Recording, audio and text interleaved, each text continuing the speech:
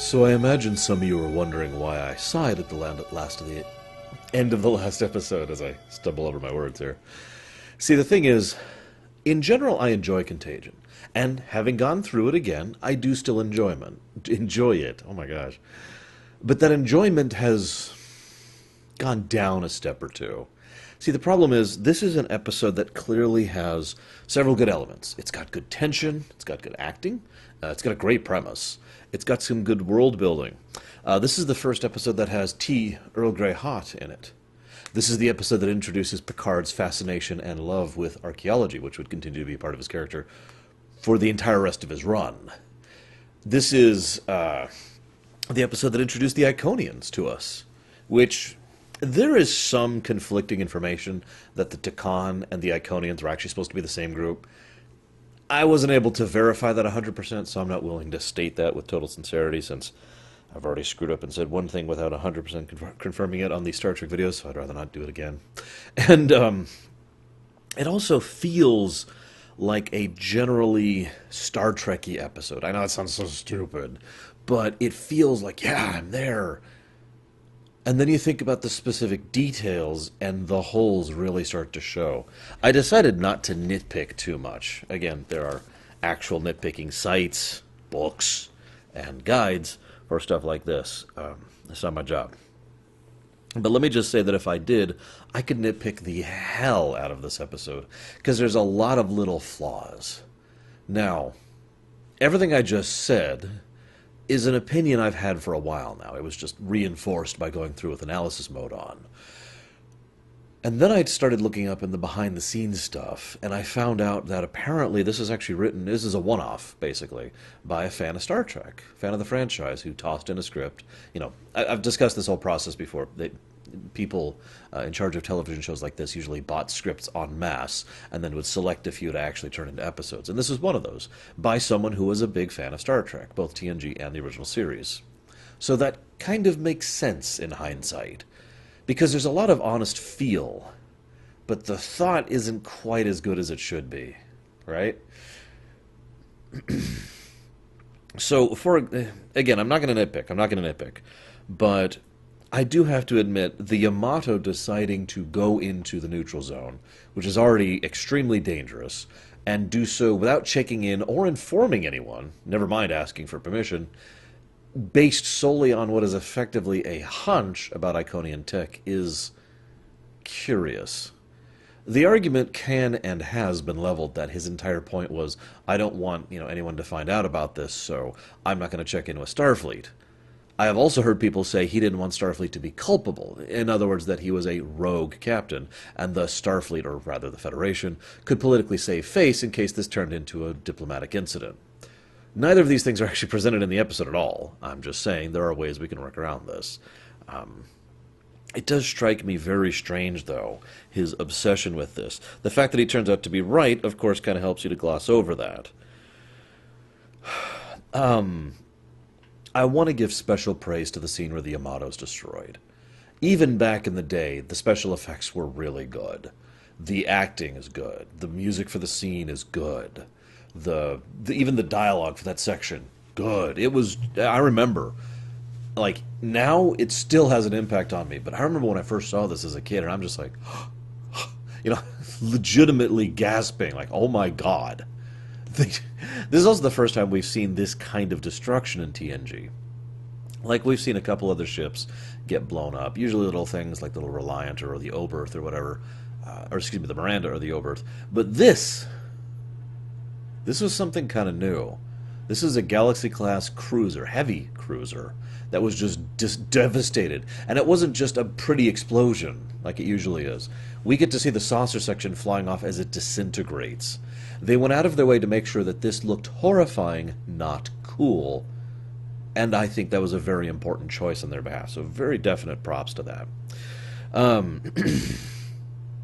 then, of course, a Romulan warbirds decloaking.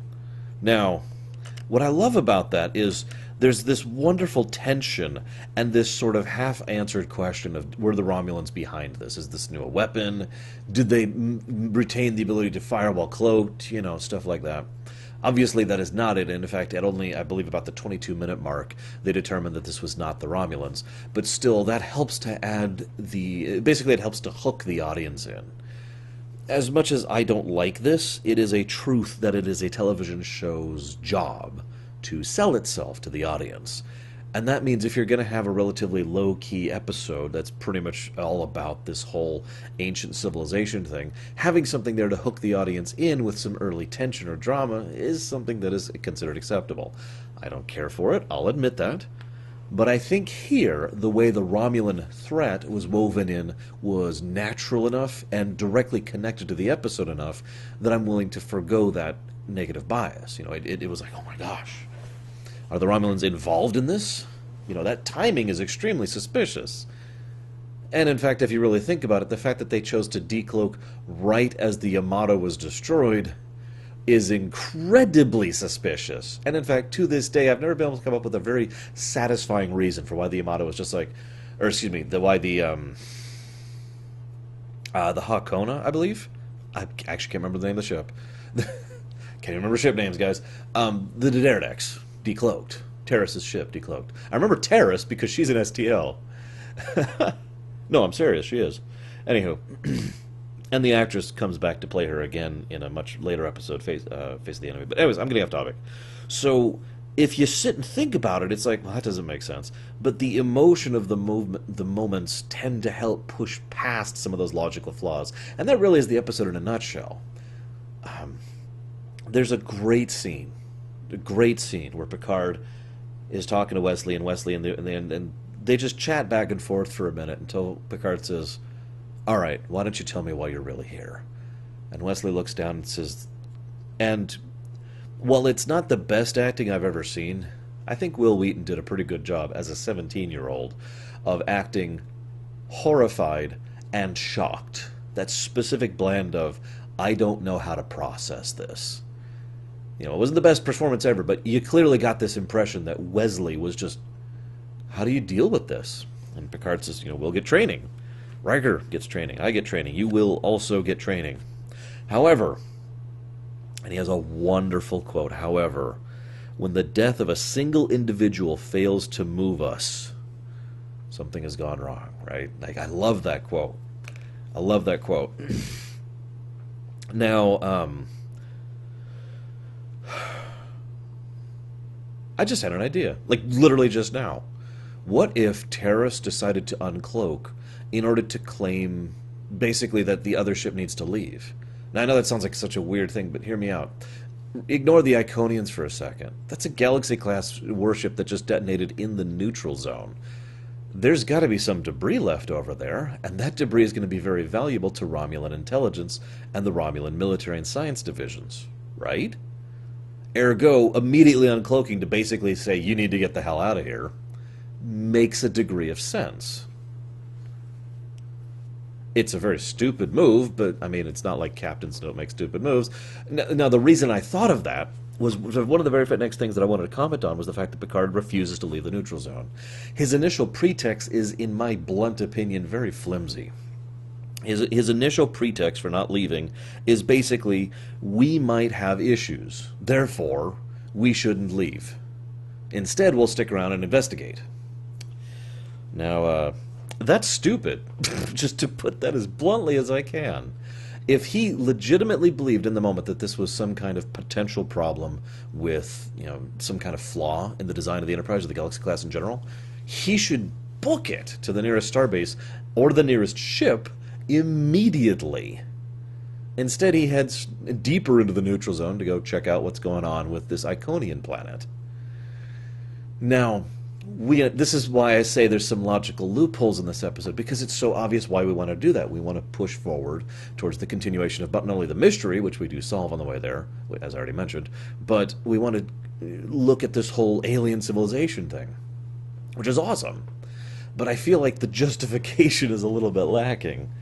Instead, something along the lines of, you know, literally, I would have changed the dialogue to, given the current circumstances, we need to ensure that the Romulans do not have an absolute monopoly not only on whatever potentially Iconian technology he was finding, but on Federation technology. So until we can get salvage teams here, and until we can discover what's going on with the Iconian thing, we're just going to have to live with these problems for the time being. Bam, justification given. And then when they find out it's not the problem with the when it's not a problem with the actual design of the ship, it's not a design flaw, then all of that gets swept away, and now it's all about solving the mystery of the Iconian thing. That's cool. I like that. So they figure out that what the Iconian program is doing is effectively rewriting the program of the Enterprise, and it already did this with Yamato, in order to try and more accurately follow its own programming. This, of course, is catastrophically destructive, and that makes perfect sense. If you have...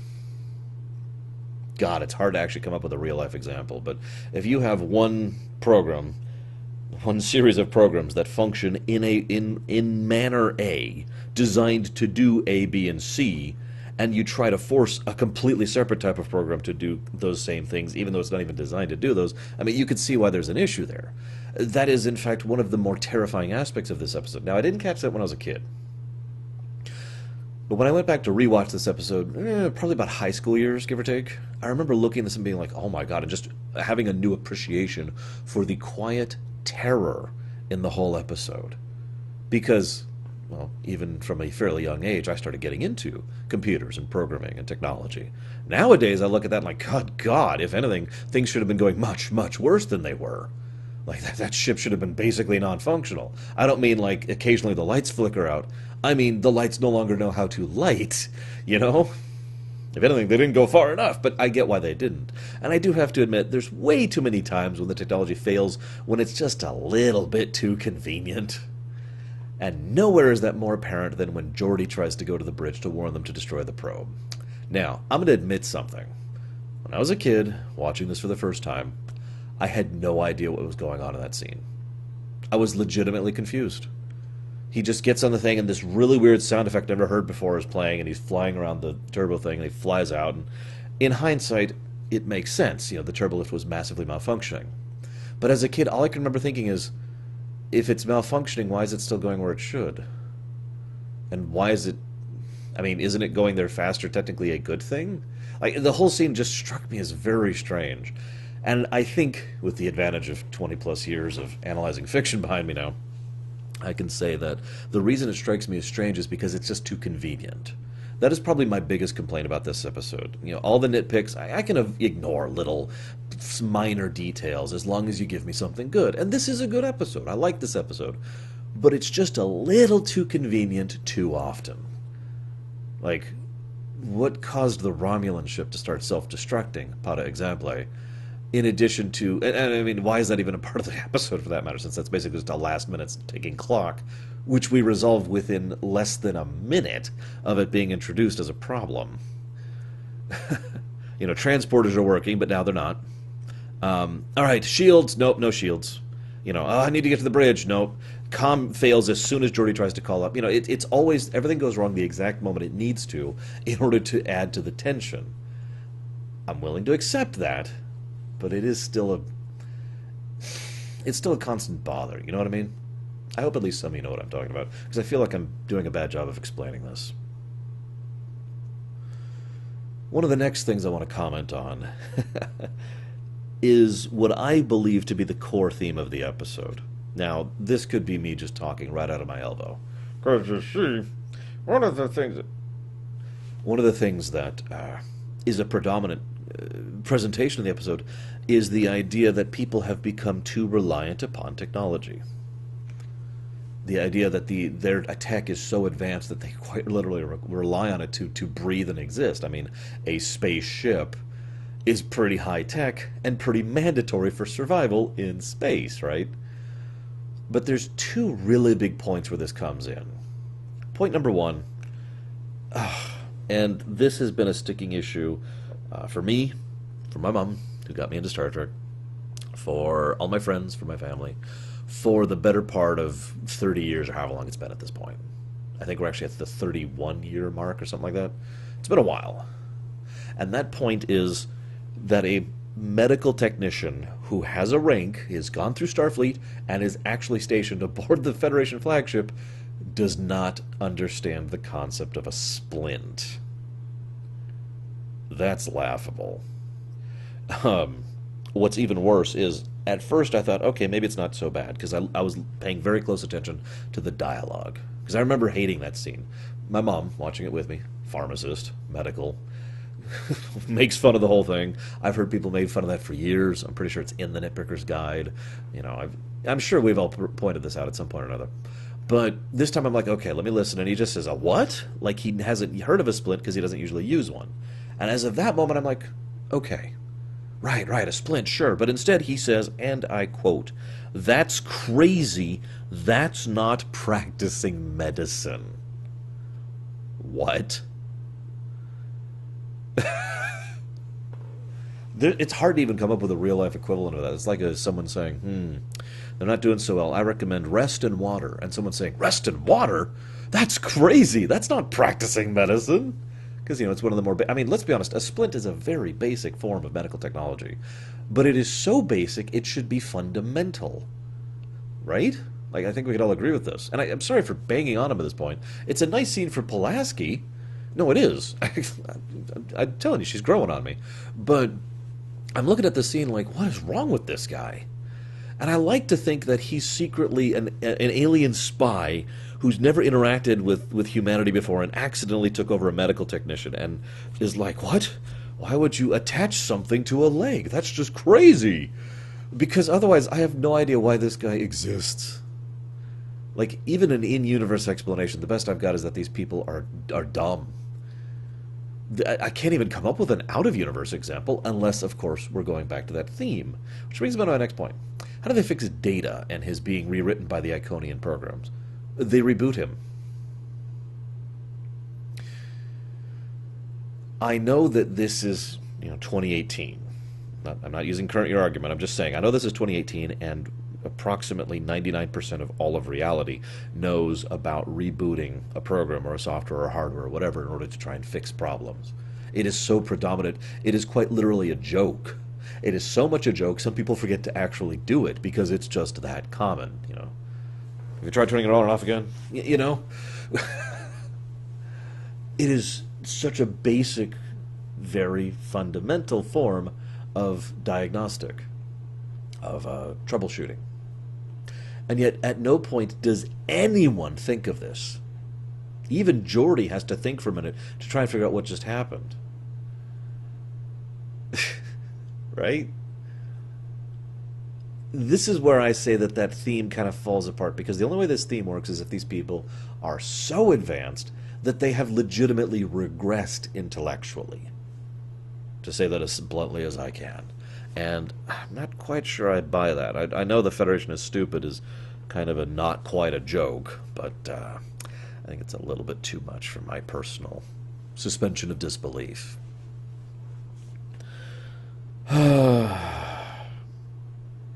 Anyways, I do want to give a couple other thoughts. I've really said all the major things I want to say. I like the shields up, shields down, phasers down scene. No, I do. For two reasons. It's a well-written bit of little... what's the word I want to use? There's some good banter in that scene. Just like, shields up, oh God, because the construction of the scene works very well for me. It starts off tense. Oh my God, we've got this horrible thing happening, and then it just kind of the tension deflates, and then there's this moment where they're just kind of, huh? And then it kind of turns comical. As the members of the bridge staff are just kind of joking with each other.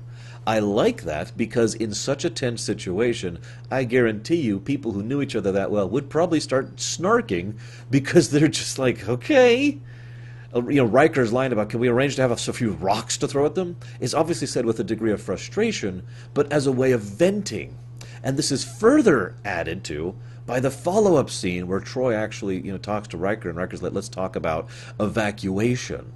And the two of them just have this really good natural dynamic and chemistry as they're talking about, all right, listen, we need to make this work somehow.